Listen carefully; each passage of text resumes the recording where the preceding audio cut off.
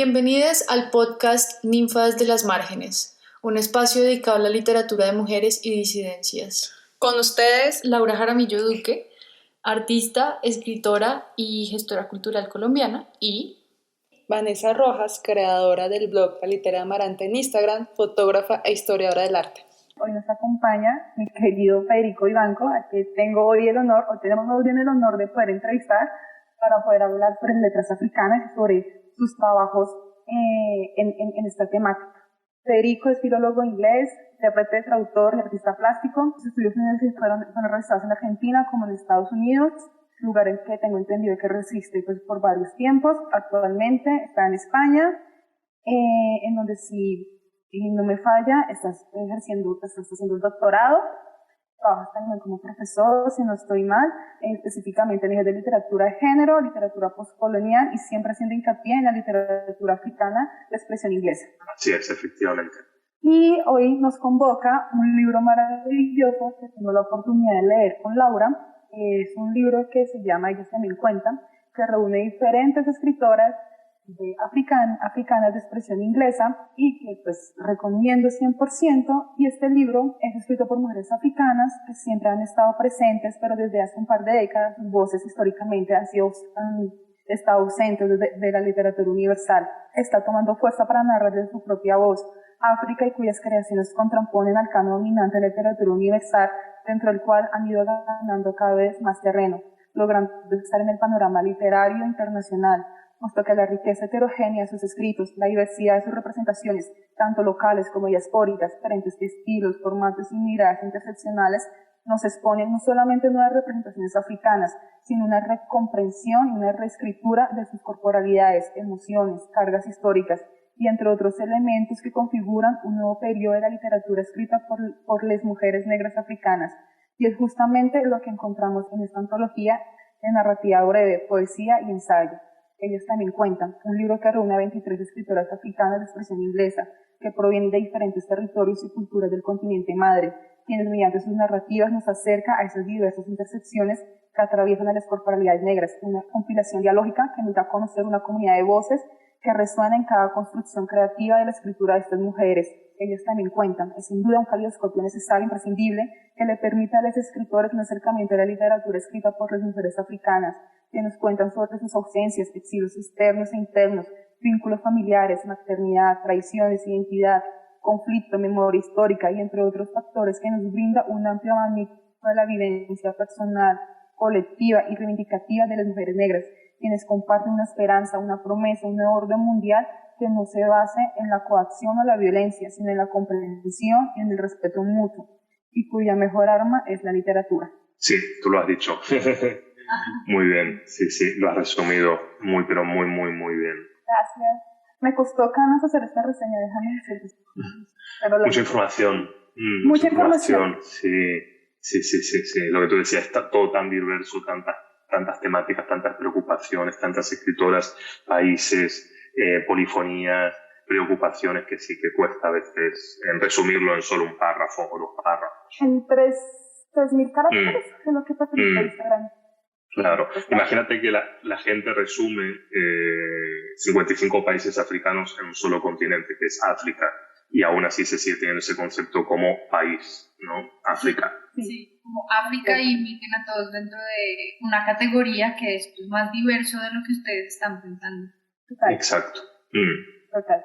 Eso creo que nos lleva a la primera pregunta. Exacto. Que yo creo que es como la pregunta más obvia y seguro te la hacen mucho, pero ¿por qué África a la hora de pues, hacer tu investigación y también este libro, y también por qué específicamente África negra? ¿Por qué África? En un principio iba a ser la mujer afroamericana, por la gran diferencia que yo vi en Estados Unidos con las mujeres blancas y sobre todo en la parte académica, y también la cuestión demográfica que lo observé en el sur de Estados Unidos donde viví.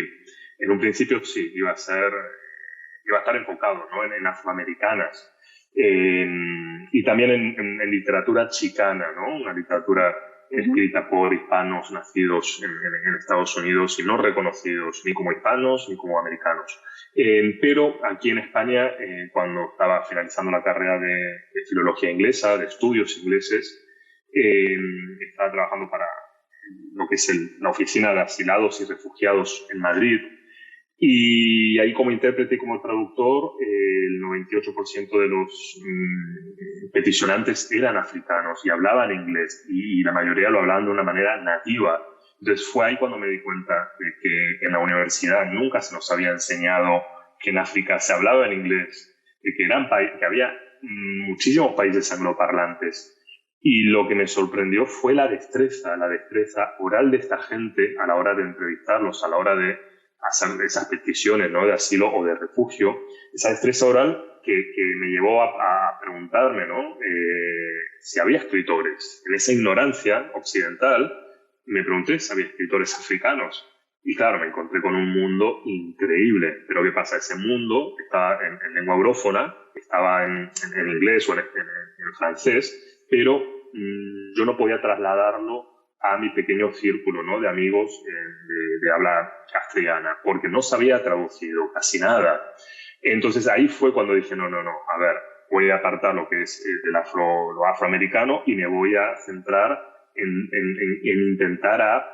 intentar promocionar un poco esta literatura que nunca llegó a las universidades españolas, o quizás llegó, pero ya de una manera muy puntual en un seminario, en un máster o en una asignatura opcional.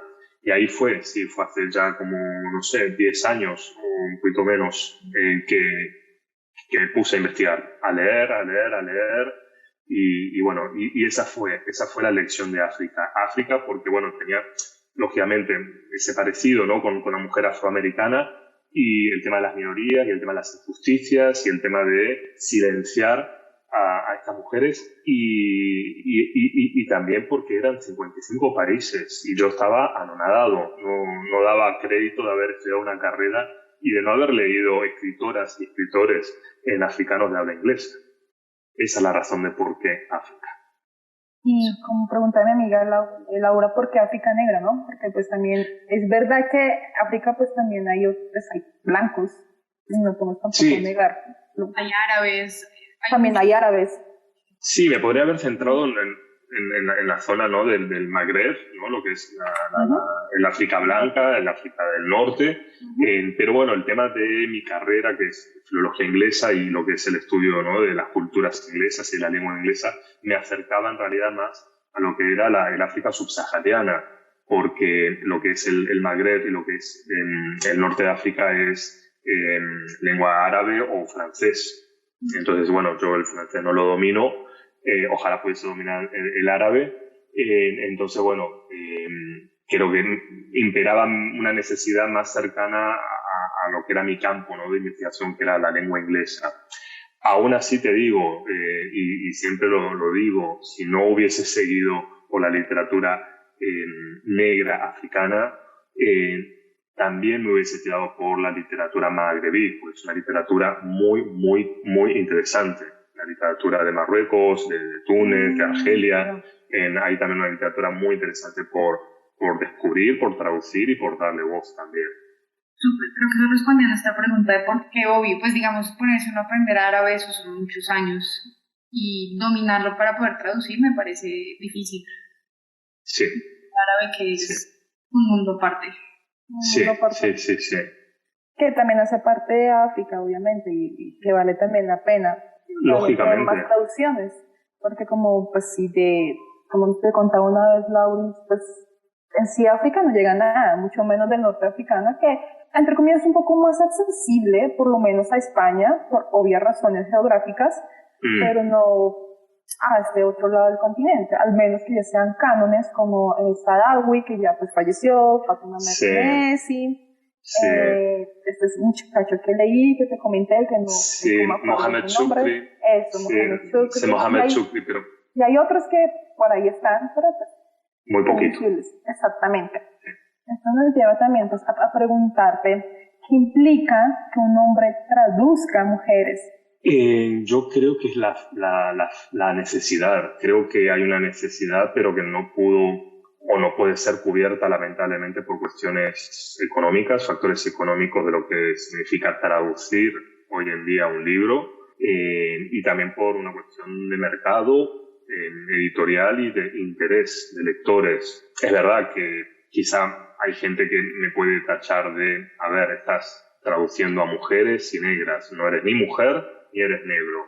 Que estás tú ahí metiéndote, intentando, no sé, y yo sé que se puede pensar y creer eso, y a veces lo he percibido también, ¿no? En algunos centros, ¿no? de afrodescendientes, donde quizá no me sentí cómodo porque era el occidental blanco intentando, no sé, meterme en algo que quizá, no sé, puede ser que quizá para ellos no corresponda, pero es que si no lo hubiese hecho yo, ¿por qué no lo hizo alguien antes o una mujer antes? ¿Por qué tuve que publicar en el 2017 estas escritoras después de 3 años de investigación y de traducción y de selección y de pedir derechos, estar 1 año y medio buscando a familiares de escritoras? ¿Por qué no lo hizo otra persona, también negra, mujer, traductora? Pero porque justamente hay lamentablemente muchas piedras en el camino, y está la parte de interés, la parte económica. Las editoriales apuestan por grandes escritores, sobre todo si van a invertir una gran cantidad de dinero en una traducción. Entonces, bueno, sí, tengo quizás ese handicap, ¿no?, de ser hombre blanco. Pero bueno, siempre intento decir, bueno, pero soy de Argentina, no es lo mismo, no soy europeo, también soy sudamericano. Sí, no es lo mismo, eres de nuestra tierra, totalmente de acuerdo. También hay que también deconstruir que no es lo mismo ser una persona blanca latina a ser una persona blanca europea o norteamericana, que es completamente distinto y que todo el mundo siempre terminamos homogenizando, cuando pues la realidad empezando histórica es completamente distinta. Sí, pero lo que tú dices, sí, eso se nota mucho en los congresos en Europa, donde hablamos de literaturas africanas y lamentablemente en la mesa en los congresos somos todos europeos y blancos. Sí. Total. Es muy común que eso suceda, la verdad. Pues también porque, no sé, digamos, pues un caso así, un poquito salido de los caballos. Había un antropólogo acá en Colombia que se iba a un congreso en África, creo que era en Nigeria, y la universidad dijo, no, nosotros no financiamos congresos a África porque usted qué va a hacer allá, y es como, pues no sé, me especializo en antropología y un montón de cosas relacionadas al tema africano, al tema afro, al tema negro, pues porque no me puedo ir a Nigeria al congreso, si es igual de válido a un europeo y cosas así, o sea, como que esos accesos también se vuelven un poco complicados, y al final del día, pues no me sorprende mucho que un congreso sea sobre África en Europa sea la mayoría de blancos, pero pues espero que eventualmente haya un mix de razas y de orientaciones de todo tipo en esos congresos. Lo haría mucho más enriquecedor. Sí, sin lugar a duda, por supuesto, sobre todo para nosotros. Sí, y te digo, en este momento empecé hace 2 meses a colaborar con la Sociedad Finlandesa Africana. Es una asociación que ya tiene como unos 50, 60 años en Helsinki, en Finlandia, y ahora, bueno, le están dando una imagen nueva a esta sociedad, ¿no?, o asociación, y bueno, quieren promocionar las letras africanas, y me contactaron ellos hace 2 meses. Estoy colaborando con ellas. Hay gente blanca, hay gente negra, pero la presidenta, la persona que lleva esto, es una persona negra, y ha llegado a mí, a España, justamente a un hispanoparlante, a pedir auxilio y a decirme, Fede, no tengo nadie aquí que me pueda ayudar con las letras africanas, por favor, ocúpate tú, vamos a hacer un blog, escríbeme unos reports, y ahora, bueno, estamos haciendo un festival virtual que empieza en mayo hasta junio. Entonces, bueno, eso también me alegra, ¿no?, de gente negra en Finlandia, ganesa, nacida en África, que me está pidiendo a mí información o cosas que quizás ellas no tienen conocimiento o no tienen todavía cercanía a ese tipo de literatura. Súper chévere. ¿Y va a ser en el festival? Sí, va a ser en inglés, efectivamente. Va a haber distintas entrevistas. Todavía no puedo mencionar nombres, pero bueno. Sí, pero bueno, está alguien relacionado con Mandela, alguien también relacionado con Ngugi wa Thiong'o. Todavía falta confirmar, pero sí va a ser todo en inglés. Súper bacano. Sí, es importante. Muy importante. Tú estabas comentando que duraste más o menos como 3 años en esta búsqueda, en este contacto con las escritoras, y queremos que por favor nos cuentes cómo fue el contacto con las escritoras, cómo fue ese trabajo conjunto con ellas, sobre los textos, esta experiencia que tuviste también. Yo lo primero que hice fue munirme de muchos relatos, de muchas narrativas breves o relatos cortos. Fue documentarme. Ese fue el primer paso, ¿no? Creo que fueron unas 84, 85 escritoras y fue pedir libros a Inglaterra y, bueno, leer. Eso fue una documentación de casi 1 año. Luego fue ponerme en contacto, luego fue seleccionar lo que más me gustaba a mí, lo que más me afectaba, quizá creo que esa es la palabra, porque más allá de la estética literaria era el tema de que me afectase, que para mí era muy importante. Y luego intenté ver también la diversidad de países, intentar incluir la mayor cantidad de países angloparlantes africanos. Llegué a 11, porque quizá Tanzania lamentablemente era imposible. Entonces, he podido por lo menos cubrir 11 países. Y luego, fue contactar a distintas autoras. Algunas fue fácil y otras fueron muy, muy, muy, muy, muy difícil. Había, lógicamente, una escritora, por ejemplo, que había fallecido en el año 50, 1950, 1952. Entonces, lógicamente, después de 60 años tenía que contactar con sus hijos. Tampoco podía dar con el hijo, entonces tuve que contactar con otra persona en Ghana, en una universidad. Esa persona tuve que contactar con su hijo que estaba radicado en Australia. Eso tardó 1 año, más o menos, 1 año, 2 meses. Sí, entonces ha sido muy, muy, muy difícil. Luego, por ejemplo, con Ifeoma Maudime, ella está viviendo en Estados Unidos, pero ella como que no contesta mucho los correos, entonces me tuve que hacer de amigo de su sobrino a través del Facebook. Su sobrino vivía en New York. Sí, entonces hablé con su sobrino y le comenté por el proyecto, le dije, mira, por favor, habla con tu tía, porque es una de las antropólogas más importantes que tiene África. Ifeoma Maudime es la primera antropóloga nigeriana que pudo publicar un libro. Es un genio en la antropología y en África, y también en teorías feministas y en teorías de maternidad y el matriarcado. Entonces, para mí era fundamental tenerla a ella, por lo menos en los ensayos. Y el sobrino la contactó, pero ya no me respondía, y pasaron los meses, y hasta que al final pude hablar con ella, y ella me dijo que no. Y me dijo, mira, hacer una antología no es meter ahí cuentitos y listo y ya está. No, tiene que haber un hilo conductor. Y yo, como que después de 1 año de estar intentando contactar con Ifeoma Maudime, dije, no puede ser. Me quedé hasta las 4 de la mañana escribiéndole un ensayo, justificándole el por qué debía estar 2 de sus ensayos, ¿no? Sí, que están justamente en un libro, deberían estar incluidos, y justo al final, ¿no? Como cierre, ¿por qué? Y ahí fue cuando me dijo, sí, vale, tienes razón, perfecto, venga, para adelante. Y ahí me pudo dar el permiso. Entonces, sí, fue difícil, fue muy difícil, sobre todo porque había gente con un currículum académico muy, muy interesante, muy importante, y yo que era nadie, o que soy nadie, que era la primera vez que publicaba algo en España, en un país hispanoparlante. Entonces, claro, para ellos era también algo desconocido. Pero ha salido bien, insistiendo. Yo creo que además siempre se lo digo a mis alumnos, es perseverar. Siempre hay que intentar perseverar y seguir tocando puertas, insistir, y cuando te dicen que no, intenta dar la vuelta, intenta justificar el por qué esa narrativa o ese ensayo tiene que estar incluido. Y así es lo que ocurrió, por ejemplo, con ella. Después, lamentablemente, con Grace Ogot, ella falleció, no pude incluirla. Grace Ogot es una excelente escritora de Kenia. Ella promocionaba las literaturas en lengua luo. En Kenia está el tema con Ngugi wa Thiong'o, que es el Kikuyu, que es la lengua que él siempre reivindicó, la escritura, ¿no?, de la literatura. Y después también Grace Ogot reivindicaba lo que era la escritura en luo, en lenguas regionales. Y eso, lógicamente, a Ngugi lo llevó, ¿no?, a la cárcel por no utilizar la lengua europea. Y entonces para mí era muy importante incluirla a Grace Sogol, pero bueno, ella falleció. Entonces con el hijo, bueno, al final no pudimos tramitar los permisos.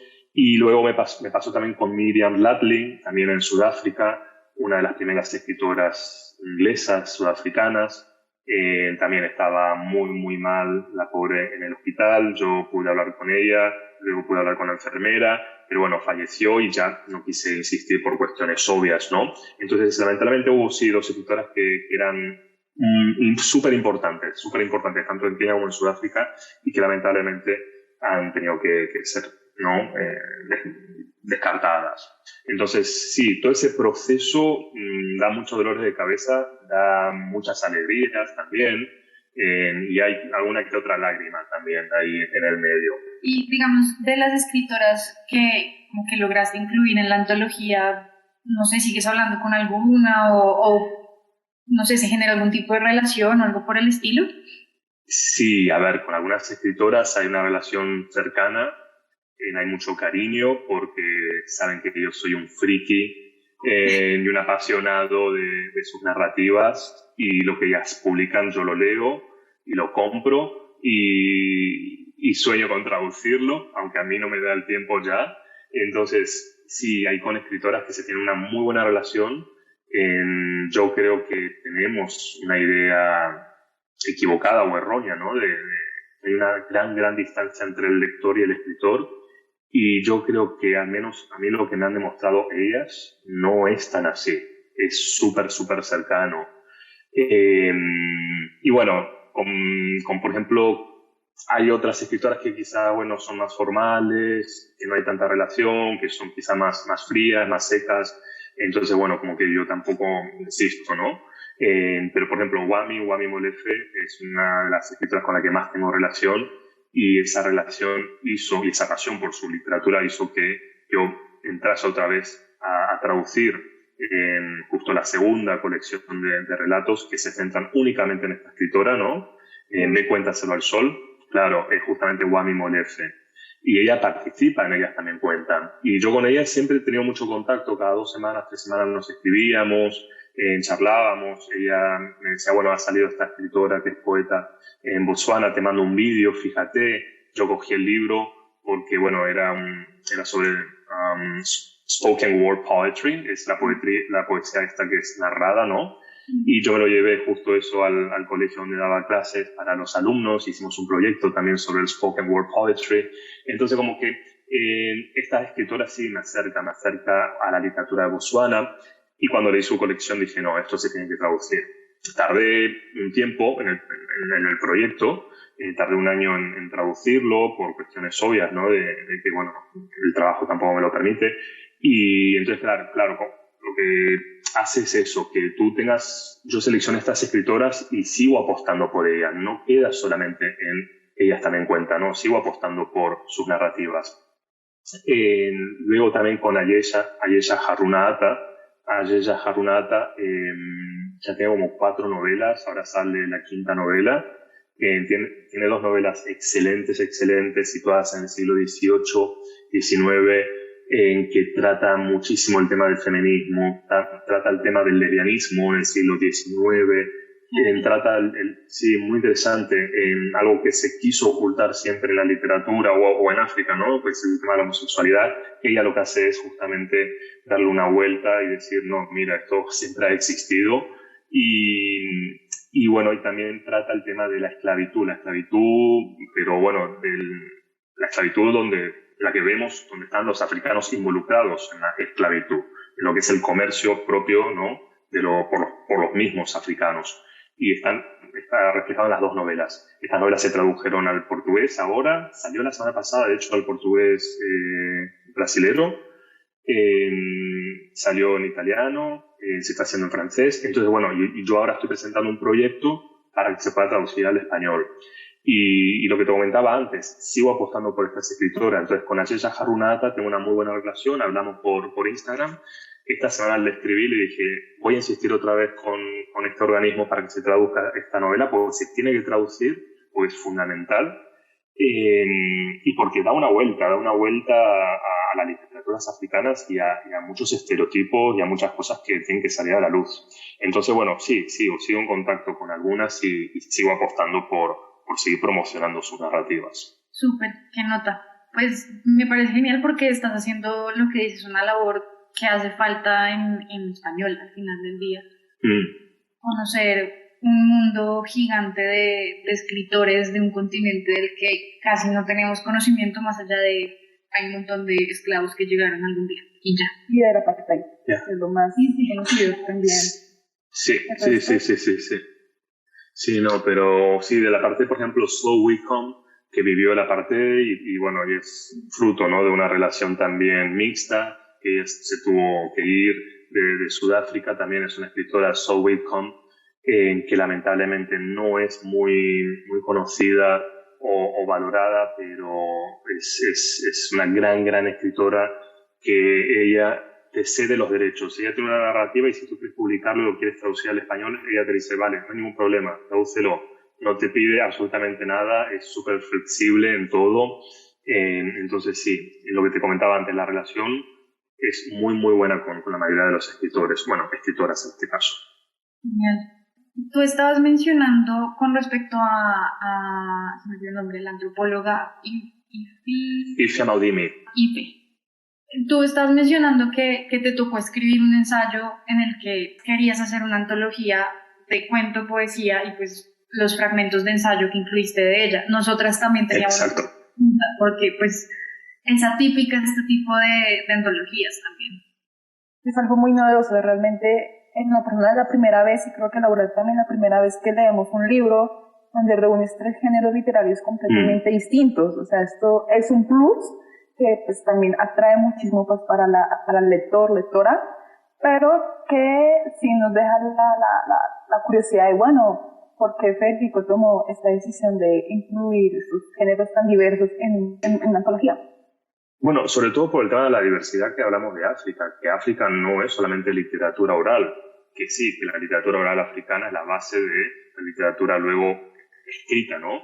Y es fundamental esa literatura oral y se sigue viendo en lo que son los relatos cortos o las narrativas breves. Pero es tan diversa África también en la literatura que yo quería incluir también lo que era la poesía, una poesía también muy fresca, no la poesía que se enseña en los colegios con esa rima y con esas complicaciones, porque me lo han dicho la gente, a mí no me gustó nunca la poesía y leí la poesía de estas africanas y me ha encantado. Entonces también quería incluir una poesía africana, el tema del ensayo. Quizá el ensayo para algunas personas puede quedar como no necesario, pero para mí sí era importante un cierre. Y lógicamente el teatro, ¿no? Lo que es el teatro no pude incluirlo por una cuestión de páginas, porque ya creo que superaba, si yo tenía que traducir una pequeña obra, quizás superaba ya las 350 páginas, entonces era imposible por tema de costes, pero sí me hubiese gustado incluir alguna pequeña obra de teatro. Entonces mi intención era esa, incluir distintos géneros para demostrar también la diversidad que hay en cuanto a la literatura africana. Y tú también nos estabas comentando muchísimo que uno de los criterios que tú tomaste para tomar hacer esta curaduría, parte también de tu emocionalidad. Con emocionalidad, por un lado, ¿a qué emociones específicas te refieres? Y por otra parte, aparte de esta categoría emocional, ¿qué otras categorías tomaste en cuenta para hacer esta curaduría o tomar estos textos específicos de estas 23 escritoras? Hay cuestiones que te afectan en muchos sentidos. Por ejemplo, cuando hablan del tema de la afrofobia o de la xenofobia que hay en Sudáfrica, que es el relato justamente de Wami Molefe, Sueños del color del arco iris, esta familia que tiene que irse de ese país y volver a su país. Eso yo lo vi en Estados Unidos, con muchísimos inmigrantes, con muchos centroamericanos o mexicanos que fueron deportados. Incluso tengo amigos o gente muy cercana a mí que ha sufrido eso. Y eso, lógicamente, que yo vi en Estados Unidos, al leer esa narrativa me afectó, me hizo volver otra vez a ese Greyhound, o una vez tomé el Greyhound para ir de Jacksonville a Miami, y nos hicieron bajar a todos del autobús y nos pidieron los papeles. Y 2 personas no volvieron al Birmingham, a ese autobús. Y eso te afecta. Y lees una narrativa africana con una temática parecida, de una familia que tiene que irse de ese país, y tú dices, esto no puede seguir pasando. Entonces tú dices, esto tiene que estar escrito, esto se tiene que leer, que ya está bien, que ya está bien, porque las fronteras, estas fronteras las creó Europa a finales del siglo XIX, pero esta gente no tenía esas fronteras en un principio. Entonces, como que, bueno, a ti te afecta y tienes ganas de denunciarlo. Y también lo trasladas a tu vida, lo trasladas a tu pasado, a cosas que tú has vivido. Por ejemplo, ese es un ejemplo, ¿no? Con el tema del relato de Wame. Después, por ejemplo, el relato de Ayesha, el de Ayesha Harunata, Echo. A mí me pareció interesante ver ahí el tema de qué bien convive la religión musulmana y la católica en Ghana, donde no hay tantos conflictos como sí se pueden ver quizá en otros países. Me interesó mucho en este relato. Pero que se trupa, ese es el de la historia de esta mujer que va en busca de sus amigas, ¿cierto? No, esa es la chica que vive en Nueva York, que regresa a Ghana a velar que regresa. regresa a velar a su hermano. Que su no hermano había fallecido. Ella no era capaz de entrar a la casa. Un día de entrar a la casa y afrontar ese duelo. Sí, efectivamente. Y ella toma un taxi con una persona musulmana, y este musulmán la lleva a su casa, y ahí la madre del musulmán le prepara una comida. Sí, ¿te acuerdas? Vale, por eso justamente. Entonces me pareció una narrativa muy, muy bonita en cuanto a eso, a cómo congenia la religión, donde no está el conflicto. Y bueno, y también me interesó mucho en ese relato, por ejemplo, el tema de la imagen, ¿no? Que tenía este taxista que pensaba que ella vivía en Londres y que vivía, no sé, en 100 metros cuadrados, cuando en realidad ella vivía en New York, en un apartamento que se caía a pedazos. Y el tema de que justamente era esa imagen que se tiene en África de lo que es Occidente y del sueño americano, que en realidad no existe. No existe, totalmente de acuerdo, porque el sueño americano es una construcción plenamente occidental y que todo el mundo en algún momento de la vida se comió el cuento que pues, uno va a realizar su vida. Pero eso es muy interesante porque no solamente, pues yo creo que en la literatura africana, por lo poco que yo he leído, me he dado cuenta mucho esa tensión entre como lo tradicional o lo que tiene que ser África versus esta occidentalización, ¿no? Y es una tensión constante, muy, muy, muy constante en la literatura, por lo menos africana. Sí. Y lamentablemente al día de hoy se ha idealizado y se sigue idealizando Europa y Estados Unidos. Por eso muchos africanos que están aquí con su asilo, viviendo, les cuesta volver otra vez a África con las manos vacías, porque es muy frustrante decir, no, mira, hace ya 10 años que estoy ahí y no es como nos ha dicho el primo que vivía en Madrid y por eso yo me fui porque pensé que iba a tener, no es así. Entonces, bueno, por eso ese relato sí también me afectó en ese sentido, ¿no? En denunciar en cuestiones también religiosas y cuestiones también de esa idealización que se tiene a veces de Occidente. Entonces, todos los relatos te afectan en una parte u otra, te provocan algo. Entonces, para mí eso era importante. Más allá, ¿no?, de la calidad también estilística, pero no sé, quizá eso sí era importante, pero no sé, lo que te toca a ti la fibra, como decimos aquí en España, cuando te toca la fibra, creo que eso prevalecía un poquito más. A mí, en lo personal, de todos los textos que me leí, creo que hubieron 2 en especial que me tocaron muchísimo, casi 3 de los 23 que me tocaron la fibra. El primero fue la historia de esta mujer que va en busca de sus amigas. Ah, sí, recuerda a Tita. Hablamos con Laura justamente ayer de que es una realidad que por lo menos por ser colombianos a nosotros nos toca, porque nos sentimos, yo era como llorando, Esto puede pasar. Sí, Es una realidad latente acá, es como que... Sí, lo que pasó en Gulu, en Uganda, en el norte, se puede, lógicamente, trasladar a la FARC en Colombia, sin lugar a duda. Paramilitares también. Yo le decía a Liz que todo el cuento, ese cuento yo me lo imaginé en un escenario muy colombiano, o sea, en mi cabeza no se generó una idea de una casa hecha en África en fotos, no, yo en mi cabeza fue como, es una casa y está hecha en bareque o en algún material muy típico de esta zona y tiene estas características, o sea, en mi cabeza siempre estuvo una imagen demasiado colombiana, emocionalmente hablando. Está también con Laura, también coincidimos en ese, y es en la historia de los dos hermanos, como este tema también que estabas anteriormente tocando, el hermano que regresa, que la hermana le dice, por favor, llévate a mi hijo, y él pues, oye, no, mira, no me lo voy a llevar, porque es que tú no sabes lo que es estar allá solo, sin un acompañamiento, sin nadie que te esté dando la mano, pero en que cada uno tuviera como las razones válidas en ambos lados, era una función muy fuerte, y ese final es triste porque ella, me acuerdo tanto una frase que decía, yo siempre soy la que me quedo esperando. Sí, bueno, has dicho la frase. Espera eterna. Sí, siempre soy yo la que aguarda, siempre soy yo la que espero. Sí, mira, justamente, ese es el relato de la Salle de Paz. La Salle de Paz, que en realidad ya lo escribió en inglés, pero como Melissa Miambo vivió en Senegal, ella lo escribió en francés. El título es La Sala de Embarque. El título original también en inglés es en francés, La Salle de Paz.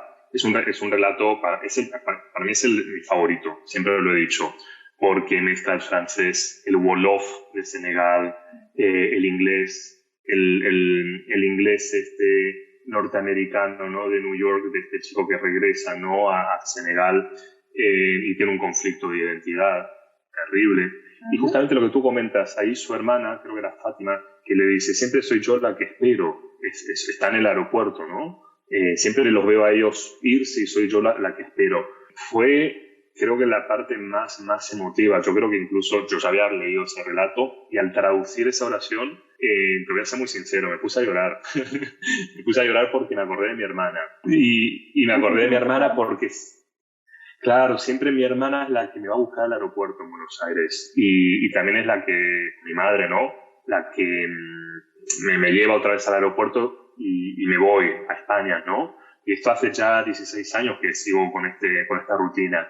Y cuando escuchaba a Fátima que decía, siempre soy yo la que espero, me acordaba de mi hermana, que es la misma situación, siempre está esperando que yo vaya a visitarla. Entonces sí, es un relato muy bonito y toca muchísimos temas, muchísimos conflictos. Totalmente de acuerdo. Ese y el otro que me gustó mucho, no sé si Laura coincide, creo que son dos textos que reúnen como todas esas tensiones que se viven tanto en África como a nivel, digamos, universal.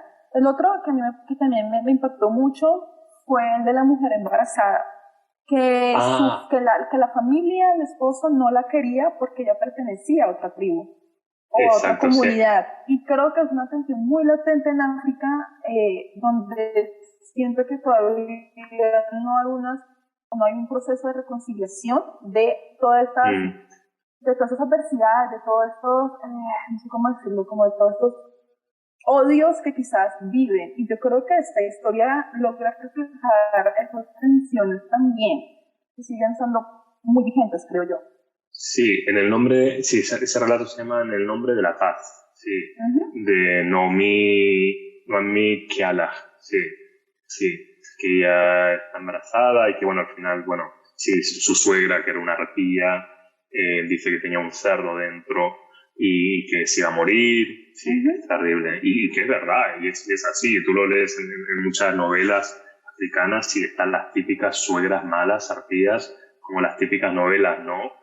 Culebrones mexicanos o venezolanos, es así, es tal cual, sí, es tal cual esa suegra, muy mala, y también su cuñada también, sí, sí. Y ese relato sí me interesó mucho por todo lo que tú comentabas antes, ¿no? El tema de las tradiciones, las creencias, ¿no? Sí, sí que sigue siendo fuerte todavía, sobre todo en las zonas rurales, por ejemplo. Sí. Sí, yo creo que estos textos para mí reúnen un poco todas esas tensiones pasadas y presentes que sigue habiendo en África. Y también me nos lleva con Laura a preguntarnos que son tensiones, como bien he dicho, que son pasadas y presentes y quizás ojalá no futuras, pero que sí también hubo un criterio de temporalidad. Tú tomaste 3 generaciones de escritoras. ¿Por qué ese ejercicio generacional? Era importante, cuando hablábamos antes, ¿no?, de la diversidad de géneros y hablábamos también de la diversidad de los países, también me pareció importante incluir gente de la primera generación, de la segunda y de la tercera. Es verdad que hay una escritora que es de los años 20, que no está ni siquiera incluida en la primera generación, pero para mí era importante poner escritoras de los años 60, 70, que eran justamente la post-independencia, donde todo giraba a lo que era la vida privada. Era interesante también poner escritoras que estaban ya en los años 80, 90, donde está la dictadura súper férrea, por ejemplo, en Nigeria, donde hay protestas, donde hay exigencia de una justicia. Y luego, claro, esta última generación, la tercera generación, ya a partir del año 2000, de lo que es el nacimiento del Internet, esta generación neocolonialista, cosmopolita, donde hay una polifonía de voces súper interesante, donde se escribe dentro y fuera de África. Entonces sí me pareció interesante abarcar las 3 generaciones, porque las visiones eran distintas, sobre todo la tercera generación diaspórica, transatlántica, con una visión completamente distinta a la primera generación, ¿no? Obviamente la primera generación, la de los 60 y 70, va a afectar obviamente a la generación actual, porque son las madres, ¿no?, de la literatura africana, como Buchi, Mecheta o Flora Wampa, pero para mí era importante eso, mostrar 3 visiones distintas y 3 escrituras también diferenciadas. Yo voy a ir a una pregunta súper específica. Me llamó mucho la atención más como hacia el reto de la traducción del texto. Y es un poema que se llama Lección de Geografía de Primaria, que tú pusiste una nota al pie de página explicando por qué habían unas partes del poema que estaban inclusivas y todo el tema. Entonces, mi primera pregunta obviamente fue, ¿cómo fue este proceso de traducirlo al español? ¿Eso en qué afectó el poema, obviamente, en su versión hispana? Y adicionalmente, ¿cómo hiciste para la parte del crío? O sea, yo me quedé como, ¿trabajó con la escritora o alguien sabía crío y le enseñó? O, muy difícil. Es un reto. Ese tema de lección de geografía de primaria de Gladys Casselli Hayford, eso es un podcast, eso es para otro podcast, porque tiene muchísima historia. A ver si la puedo resumir. Gladys Casselli, de Sierra Leona, ella nace ahí, pero su familia es de Ghana. Su madre es de Ghana, su madre es la primera escritora angloparlante que publica. Su madre fallece, ella fallece, creo que fallece antes que después que su hija, creo que su hija fallece antes. Entonces, su padre también era de Ghana, porque hay toda una cuestión de gente de Ghana que se va a vivir a Sierra Leona. Entonces, Gladys Casselli Hayford en los años 20 publica este poema. Comentaba justamente antes que ella no se incluye en la primera generación, porque la primera generación es a partir de los años 60, y a mí me pareció fundamental incluir a esta mujer, primero porque es de los años 20 y también por el hecho de que es pionera en lo que es la escritura crío, ¿vale? Lo que es el crío, que es como si fuera un criollo inglés. El crío es una lengua criolla, ¿no?, del inglés.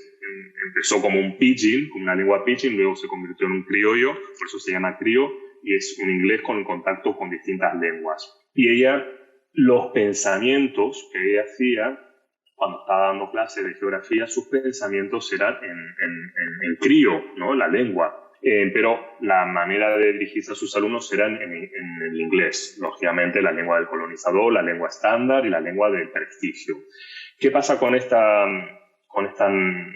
poema? En la parte que está en cursiva, que está en crío, yo podía entender la idea, pero no podía tomarme la libertad como traductor de deducir. No, yo tenía que ser preciso, tenía que ser exacto de lo que ella decía.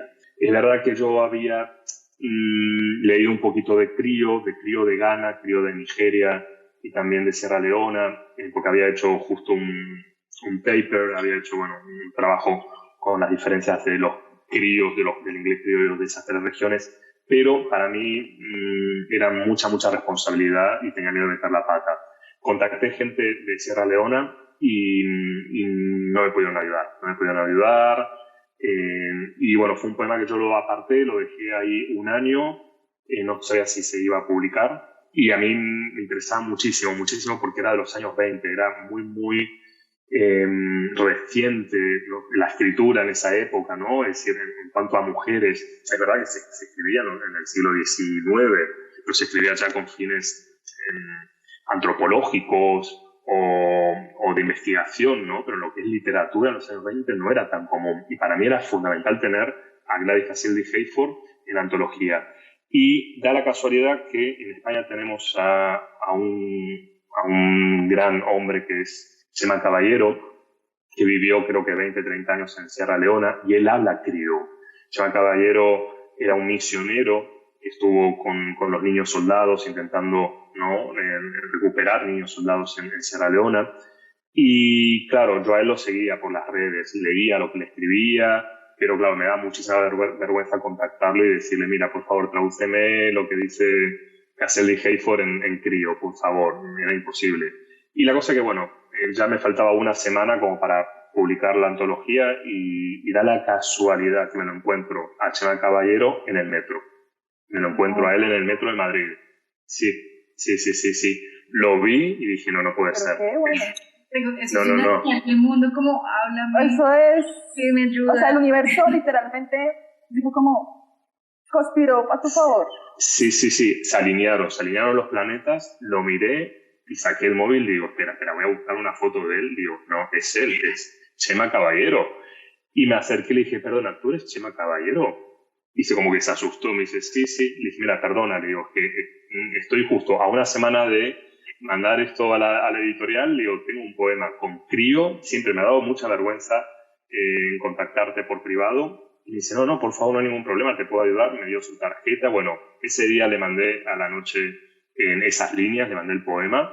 Él me lo tradujo al día siguiente, lo que decía en crío, y lo pude publicar. Así que, por eso te digo, tiene mucha historia, mucha casualidad. Al final termina siéndome amigo de Chema Caballero. Chema Caballero presentó esta antología. De hecho, en Madrid la presentación la hizo él, que me ayudó, y es un gran amigo. Ya pasaron varios años y es un gran hombre. Es la verdad que es fantástico poder trabajar con él. Y también él está metido en la literatura y así que ha sido todo casualidad o causalidad quizá. Creo que tiene una gran historia detrás. Sí, justamente, Vanessa, era lo que te comentaba antes, ¿no? De ser perseverante, lo que te decía, ¿no? Que no te rindas, vas a salir adelante, de una manera u otra vas a salir. Aquí no solamente fue perseverancia, es que aquí también, como dijiste, los planetas se alinearon a tu favor. Sí, también.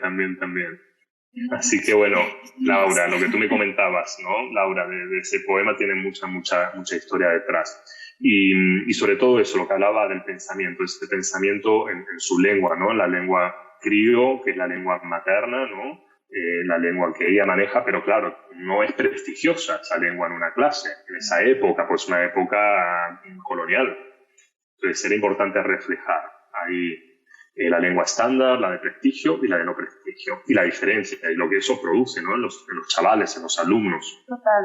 Esto también me lleva a mí a preguntarme un poco, como ya te comenté anteriormente, una de las canciones que me siento mucho que no solamente en estos libros, sino los pocos libros que he podido hacer de África, son estas tensiones de lo propio y lo occidental, lo ajeno, que se puede llamar así.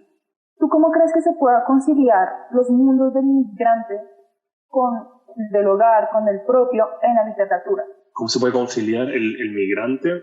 El mundo de los migrantes, el mundo de la diáspora, el mundo que está fuera de su tierra, justamente con su propia tierra. Es difícil conciliar, sobre todo cuando te están repitiendo a ti constantemente que tienes acento, que te preguntan de dónde eres, que tú no eres de aquí, que tú eres de allá, pero cuando tú vas allá tú tampoco eres de allá, porque me pasa a mí cuando voy a Argentina y tampoco me consideran más español que argentino, y aquí me consideran más canario o andaluz que argentino. Entonces, por eso te digo, es difícil conciliar y entras en un conflicto, ¿no?, identitario. ¿Quién soy? O no quiero ser nada, simplemente quiero ser ciudadano del mundo y que me dejen en paz, que dejen de preguntarme del acento, que dejen de corregirme si pronuncio de una manera u otra. Si utilizo una palabra del castellano antiguo porque es algo típico quizá de Argentina y se perdió aquí, no es que sea una palabra de Sudamérica, no, se ha perdido en el español de aquí. Entonces, yo creo que lo mismo pasa con muchísimos africanos que viven esa diáspora y que tienen ese conflicto de identidad. Es muy difícil sentirse, ¿no?, propio de ese sitio, porque te hacen sentir que tú no eres de ese sitio por las diferencias lingüísticas o de color o culturales.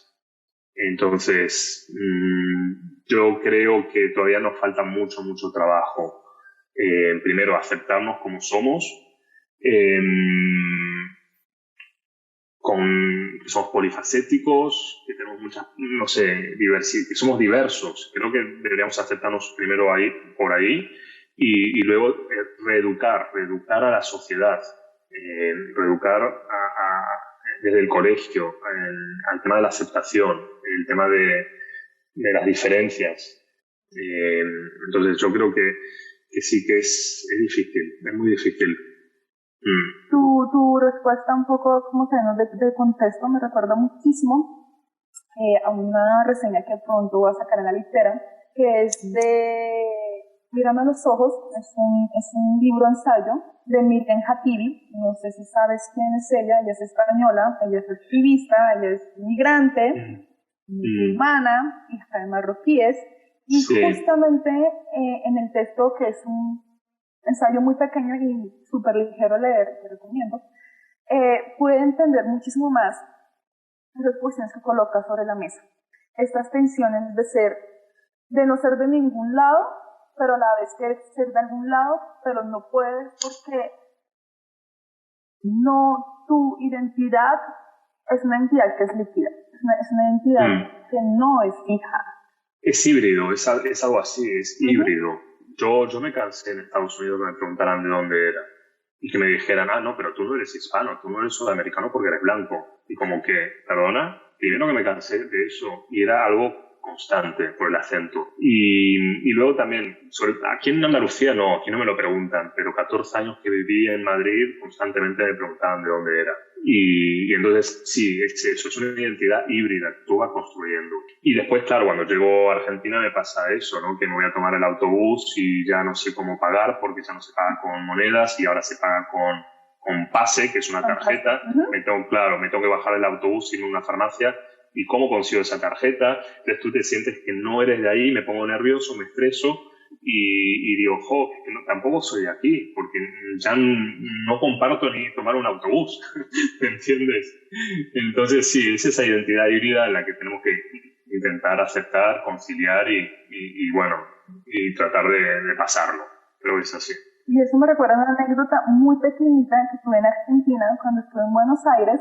Y fui a un kiosco, creo que nos dicen, una tiendita, y a un kiosco y yo, hola, ¿cómo estás? Por favor, no sé, ¿me das algo? Y la señora que está atendiendo se queda mirándome, y me dice, ¿tú no eres de acá, cierto? Yo, pues, por acento, pues no. Y me dijo, ¿tú de dónde eres? No, pues yo soy colombiana. ¿Eres colombiana? Pero eres blanca. Y yo, Sí. ok, sí, no, es que yo pensé que en Colombia todas las personas eran negras. Y yo, ok, no. No, es terrible, es terrible. Sí, no es terrible. La verdad que esas ideas preconcebidas que tenemos y esos estereotipos, madre mía, es terrible. También las fuentes de donde nos aprendemos, o sea, creo que, por ejemplo, no sé, con esta telenovela Narcos que estuvo en Netflix, pues ya la gente sabe que hay más personas como de diferentes razas y demás en Colombia, pero suele ser Narcos, Pablo Escobar. Claro. Y cosas así, es tenaz. A través de algo negativo, claro. Esa es la desgracia del colombiano. Uno va a cualquier parte del mundo y dices que sos de Colombia y una vez es como, bueno, y Pablito Escobar, y Ana Guerrilla, como, ay, ¿de verdad? Otra vez sí, lamentablemente se relaciona con eso, con la droga y con el narco. No es mi caso, yo lo relaciono con el español, con la riqueza que tenéis vosotros en Colombia, lo relaciono con eso, ¿no? Y con los colores también, con los colores que tenéis en las ciudades, en las casas, sí, en Jericó y todo eso. A visitar. Jericó. Sí, Jericó. Tengo una gana de ir a Jericó. No, Jericó, yo tengo una lista que le he enviado de lugares que visitar a esta tierra. Es verdad. O sea, tiene una lista enorme. Sí. Un viaje. Fue una persona que es estudioso de la literatura negra, literatura africana, no puede faltar el Pacífico. O sea, el Pacífico es imperdonable para ti. Sí, por eso te digo, el concepto que tengo es de belleza, el concepto es cositas bonitas, ¿me entiendes? Ese es el concepto que yo tengo. Lamentablemente, claro, el concepto que quizá tienen otros es algo negativo, que es lo del narco. Pero yo solo puedo ver cosas bellas. Entonces, claro, es un trabajo el tema de los estereotipos y de lo que se ve a través, ¿no? de las redes, de los medios, de la literatura occidental quizá a veces, sí, los informativos, de lo que se quiere vender. Totalmente, y ahí también respeto muchísimo a esta española Siria, creo que se llama, la que escribió la Carta del Feminismo. No la conozco. Por favor, léete este libro, porque creo que ella, pues, a grandes rasgos, ella lo que hace es justamente, yo creo que Laura ya está cansada conmigo, con ella, porque la hablo todo el día. Y es que ella me ha impactado tanto porque ella logra cuestionar todo este discurso occidental, o sea, cómo este discurso occidental ha calado tan profundamente en diferentes aristas. Sí. Y es imperdible esta mujer. Te pasó Pásamelo. Y créeme que es. Y justamente ella también es un ensayo, y casi la mitad hacia el final es ya como un análisis propio de las mujeres en Marruecos, como una especie de, unas situaciones ahí que creo que te va a encantar. Bueno, es muy bueno. Excelente, sí, pásamelo por privado, sí. Te lo voy a pasar. Sí, justo ayer me regalé un libro de una de Marruecos también, de Marmese. Los libros que te regalaste. Sí. Chévere. Tú nos estabas comentando, te llevas con mucho cariño, es la sala de embarque, pues por esta relación con tu hermana, que es la que siempre te espera. Aparte de este texto, existe otro poema, otro texto de literatura africana en general, que tú digas, me cala en lo más profundo de mi alma. Por ejemplo, amo a Ghana, esa pasión, ¿no? que tiene esa persona, ¿no? Por su país, por sus olores, sus colores, las comidas. Me pareció muy bonito, ¿no? Porque ese amor, ¿no? que uno puede tener por su propio país, a veces no lo veo en todos los países. No los voy a mencionar, ¿no? Pero veo algunos pueblos que no tienen quizá esa pasión por sus raíces, sus colores, sus tradiciones. Y cuando Mariska en Tela d'Arco escribió esta poesía, yo sentía ahí que amaba su país y su cocina y sus olores. Entonces, bueno, me pareció interesante.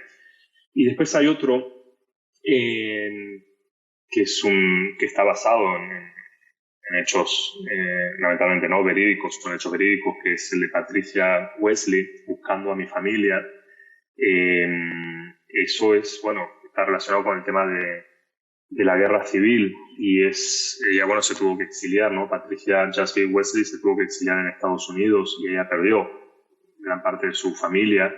Entonces, bueno, Buscando a mi familia como que resume un poco lo que pasó, ¿no? En muchísimos países, como en Libia, como en Burundi, en Ruanda, en Uganda.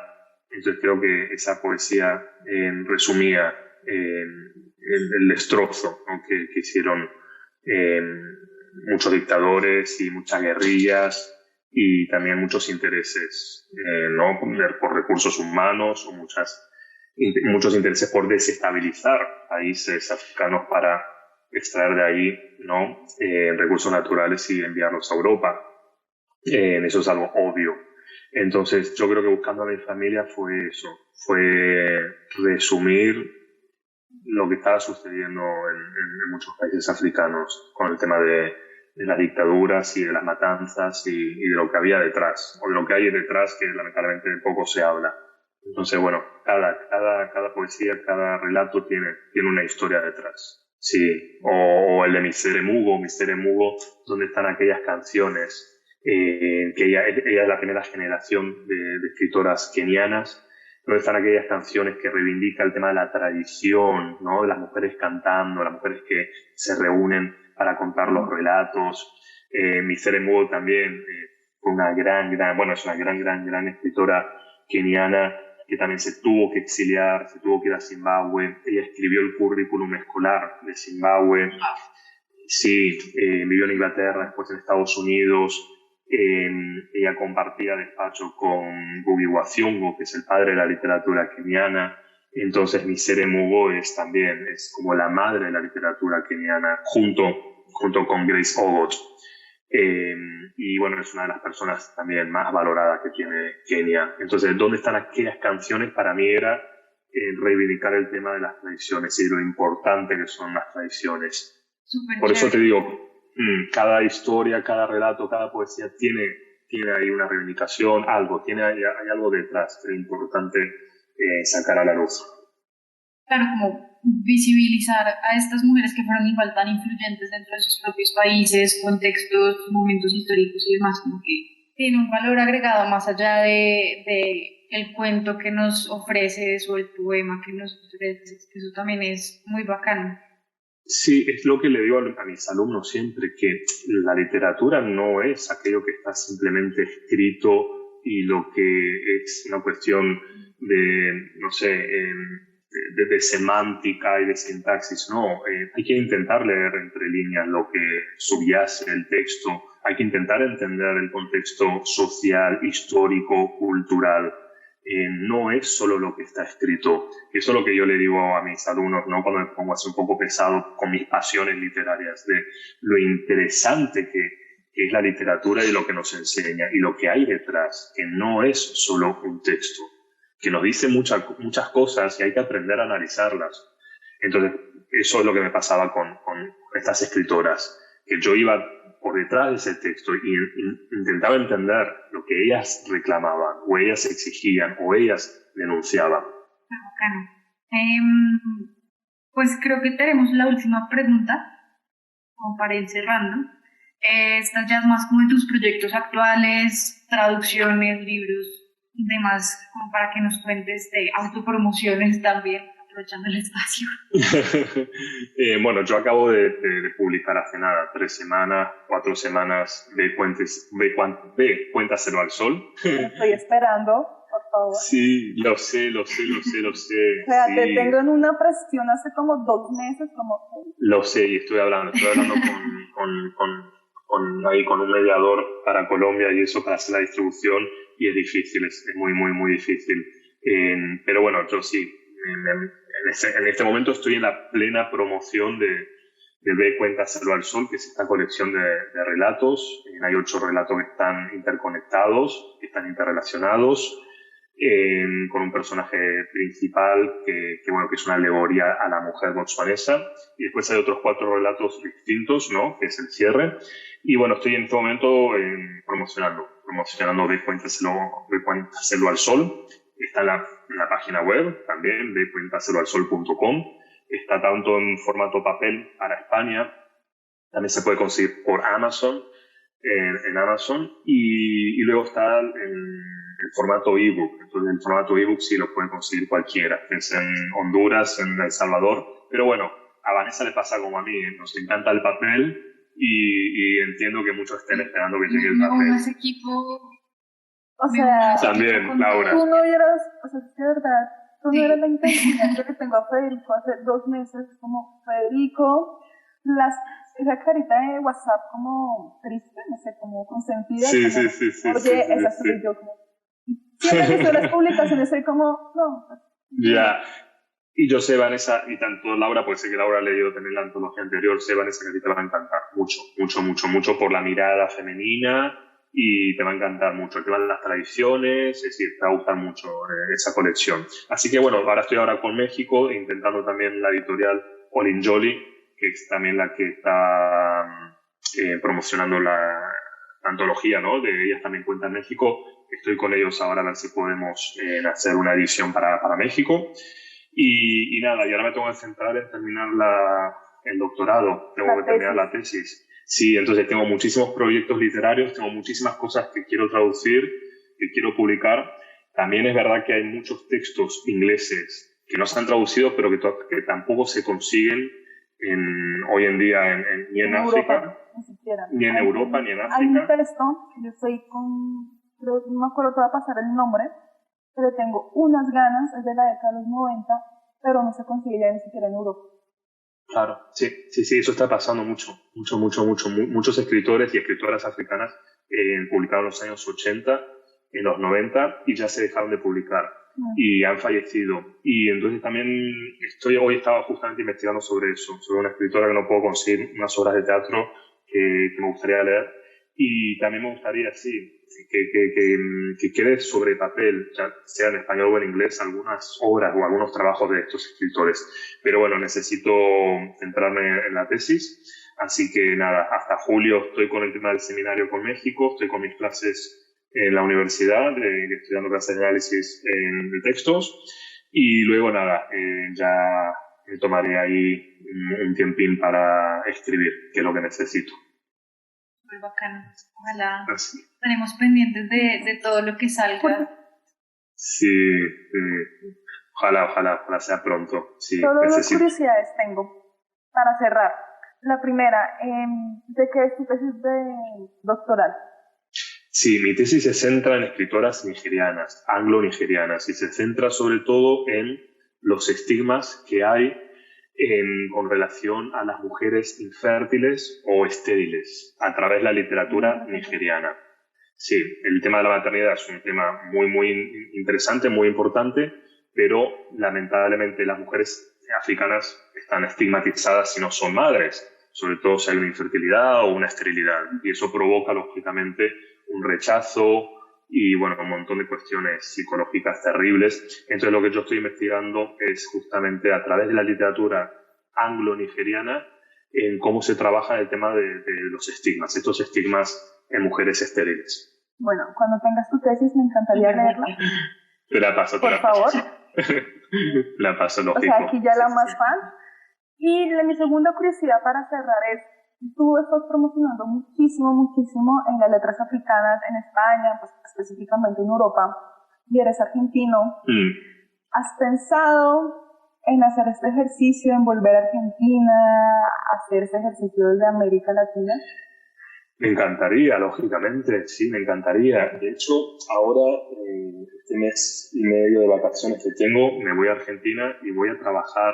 Voy a estar un poquito de vacaciones, pero voy a estar haciendo justo una residencia de investigación, colaborando con una universidad, la de 3 de febrero, justamente para promocionar. Eso es muy bueno. ¿La conoces? Pues Sí, la conozco, ya hay unas maestrías. Bueno, tú has estado en Buenos Aires, así que sí, por el COVID no pude ir este verano pasado, pero voy a ir este verano y el próximo verano voy a estar un mes y medio, en el 21 y en el 22 también otro mes y medio. Y estoy con Tema es una tertulia de mujeres afrodescendientes, que siempre que voy a Argentina intento colaborar dando una charla. Entonces, bueno, lamentablemente no vivo allí, no puedo hacer mucho, pero cuando estoy, aunque esté de vacaciones, siempre intento hacer algo, dar una charla, un seminario. Y ahora, bueno, voy a hacer justamente esta residencia de investigación, que bueno, que aquí en España le llaman estancia de investigación. Ujú. Y ahí quiero trabajar con las chicas, quiero trabajar 2 relatos, quiero trabajar algo con ellas, hacer un seminario y trabajar un poquito el análisis, ¿no? de algunos relatos. Entonces, bueno, esa es lo máximo que puedo hacer, ¿no? Incluso estando de vacaciones. Pero sí, se necesita mucho trabajo en Sudamérica con relación a las letras africanas. Totalmente de acuerdo. Sí, eso. Lo que hace falta es que leamos más, conozcamos más, Esperamos mujeres. hablemos más. Sí, pero bueno, yo creo que poquito a poco, y creo que el trabajo que estáis haciendo vosotras, Vanessa, Laura, a través de esta plataforma, que está haciendo muchísima gente a través de las redes sociales, creo que el cambio se va a generar no dentro del canon, no dentro de la universidad, no dentro de lo académico. Creo que se va a generar el cambio gracias a las redes, gracias a nosotros, que estamos aquí intentando de dar voz o intentar de promocionar estas literaturas silenciadas. Entonces, yo creo que el cambio va a llevar tiempo, pero va a ser desde un microcosmo, más que el macro, que ha sido siempre así. Sí. Así que estáis aportando un granito de arena que es fundamental. Muchas gracias. Total. A ti también. A vosotras. Gracias, Federico. Por hacerlo, por traernos esto a la lengua hispana. Total, no solamente a la no. lengua hispana, sino por tomarte tu tiempo para hablar con nosotras, para compartir tus experiencias, no solamente como traductor, sino también como humano, porque pues al final cabo eres un ser humano que está detrás, a un ser humano que también ha tenido como muchos encuentros con los textos que estás traduciendo, porque los has vivido en carne propia, porque es migrante, porque es latino, porque Efectivamente, sí. de estas tierras, que es un placer leerte. Espero que nos podamos encontrar, sea en Colombia, sea en Argentina, sea en España, ojalá, me en encantaría. algún punto de este universo, y no me queda más sino agradecerte, también invitar a nuestros oyentes que sigan a Federico Iván en el Instagram, a mi amiga Laura, también por Twitter.